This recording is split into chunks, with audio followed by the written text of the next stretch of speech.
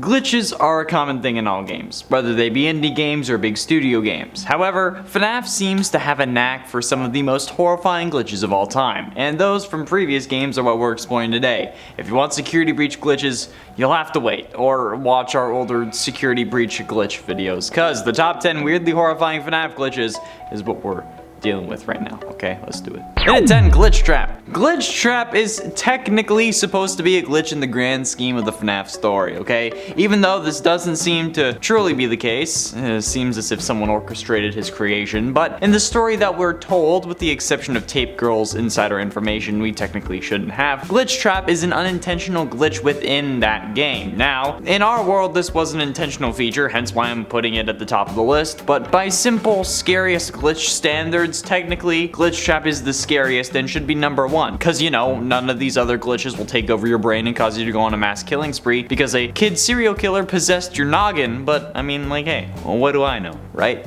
A lot. And at 9, Mask Safety. Mewtwo Gamer brought this one to my attention in a previous video, okay? And I wanted to say thank you for doing so. In the comments of another video, Mewtwo Gamer shared that they were playing a game of FNAF 2 when they put on their the good old Freddy mask and then went to check the screens and the mask remained on. This surprised and startled them, understandably. But like, I feel like looking through a mask, like at a screen, is kind of creepy. Like perhaps, maybe it's because I have like serial killer brain because of this series, but like, I don't know. Why keep the mask on? Okay, it's weird. Does it protect yourself from jump scares, okay? And also people spitting on you, because apparently that's a thing. I haven't had someone spit on me before, luckily, but like, I don't want it to happen, so I'm gonna keep my Freddy mask on. I'm gonna keep it on, and I'm gonna tell you to go away. But either way, looking at the screen through the mask is creepy. And at 8, Withered Bonnie Ghost. In FNAF 2, Withered Bonnie is one of the scariest animatronics, probably because of the lack of, you know, a face. It makes it look a lot more like a robot instead of an animal. Well, an anthropomorphic animal, but you know what I mean. If we're honest, the only thing that makes these animatronics not terrifying is the fact that they are animals. But with Withered Bonnie, you don't really get that kind of recognition since, you know, again, there's no face. However, this glitch either has a load of implications which causes me to get terrified just because of what I'm gonna have to think about to explain it, or it's scary because like, what the hell? When Withered Bonnie shows up in your office in FNAF 2, it's actually possible to make them disappear. And I don't mean by using the Freddy head or closing your game, but I mean flicking the left vent light on and off will cause this Bonnie to blink in and out of reality, like when someone interacts with their parents in a time travel movie. I don't know why this happens in game. Could be that the light is just an image that flashes on the screen and that's how it works like mechanics wise, but still,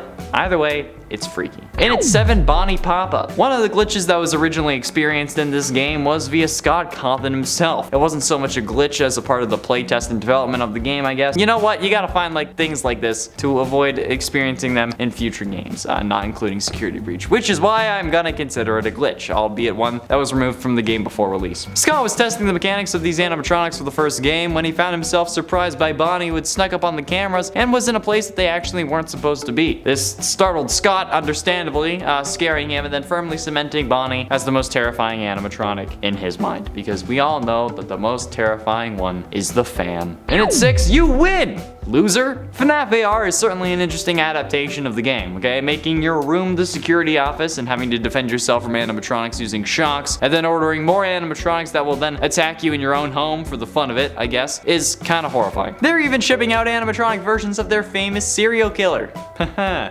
Don't know who thought that was a good idea. But according to Reddit user Plasma Dev, they experienced a glitch that did not make them happy. No, it wasn't a glitch that made Chica get a little too close. That would have made me very happy. Instead, he put it as, quote, "I was caught off guard while an animatronic was rushing me. I turned around and zapped the animatronic fast, and he disappeared like I was about to get jump scared. But it also made the noise as if I had won. I got the screen saying my streak increased, and I got the parts, except my streak reset after that screen. It appears that I zapped him at the last possible millisecond, and it registered as me both winning and losing," which I have to say is pretty damn brutal. Halfway through at number 5, red light, green light. Haha, what's scarier than an animatronic moving when you're not looking? How about an animatronic that moves when you are looking? Now, this is a glitch that some people have experienced because in a way, it isn't a glitch, but like if you see an animatronic that moves while you're watching it on a screen, but then there's static between that, it's normal, okay? However, the glitch happens when you see an animatronic just vanish without any static or darkness accompanying it, and it is possible. possible. This is something that some players like Mewtwo Gamer again have experienced. It's creepy and oddly not uncommon, but like, I mean, if this were like Squid Game or any other topical reference, any animatronics caught moving this way would immediately be eliminated. In at 4, go Twitches. Go Twitches. Go Twitches. Yes, I'm referencing the Disney Channel original movie Twitches, and yes, I'm using it in reference to FNAF. Deal with it. Apparently, the animatronics can actually just start freaking out when they're in the middle of jump scaring you, resulting in probably what is honestly a scarier jump scare. Like, the animations for the original FNAF jump scares are simple, which results in them being predictable after your first couple goes, but these glitches throw an element of unpredictedness into the mix. It makes things hella creepy, okay? Anything that seems like it's not intentional is always creepy as hell. Like, if Scott had made these jump scares intentional, or like made them sporadic like this in the game, it would have been a lot freakier. But this glitch is actually what happened for the thumbnail of multiple videos as well. Okay, I've tried to recreate it multiple times. It looks scary, that's why I used it as a thumbnail. Getting close to the end in number 3, rude animatronics. This is a thing that happened, or maybe still happens in FNAF VR and FNAF levels 1 to 3. Right when you think that you're about to win the game, okay, the clock is shown rolling over to 6 AM. You can actually get interrupted by a toy animatronic. Toy Freddy or Toy Chica or even regular Freddy and Foxy can just show up. Okay, whatever rude animatronic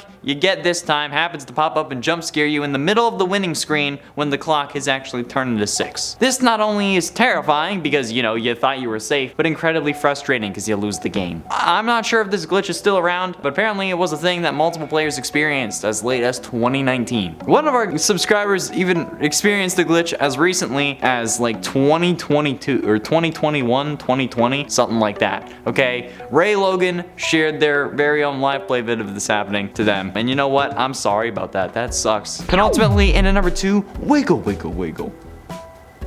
This was an early glitch that was also removed prior to Sister Location's full release, but it was experienced by one of the most popular comedian YouTube FNAF gamers, Markiplier, okay? Some would deem him the FNAF king, but you know what? I'm the only one who's made 365 FNAF videos. He was granted early access to Sister Location, and it was during his early playthrough where he found a very frustrating time when he was put in the spring lock suit by a baby, and he had to wiggle to shake off all the mini arenas, while also winding up those spring locks. But it turns out that he had such an impossible time his first time around that the difficulty in the code was accidentally left just at like max, okay? Him playing through this game actually allowed Scott to see the glitch and actually enabled him to turn down the difficulty. So thank you, otherwise nobody would have completed this game, and if you did, it would have been harder than 50-20 mode of Ultimate Custom Night, so good on you. And finally, in at number 1, Invisible Springtrap.